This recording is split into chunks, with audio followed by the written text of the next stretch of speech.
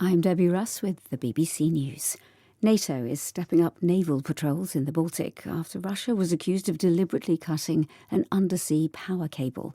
The S-Link 2 carries electricity between Finland and Estonia. Finnish police say a ship operating on behalf of Russia dragged its anchor along the seabed, severing the link on Wednesday. South Korea's third president this month has said he will try to overcome the country's political turmoil. The finance minister, Trey Sang Mok, is now the acting leader after the acting president was impeached by a parliamentary vote. The Israeli military has forced the evacuation of one of the last working hospitals in northern Gaza. It called the Kamal Adwan Hospital a Hamas terror centre. Staff say 50 people were killed in overnight airstrikes in the area by Israel.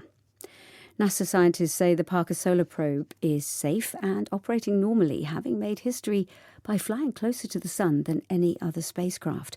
The Parker Solar Probe will help forecast space weather events.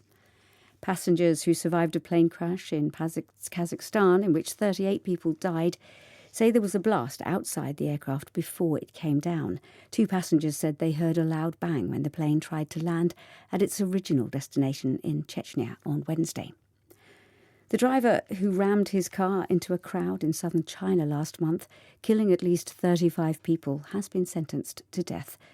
The attack was one of the deadliest in China in recent years. The court heard that the defendant had been dissatisfied with his divorce.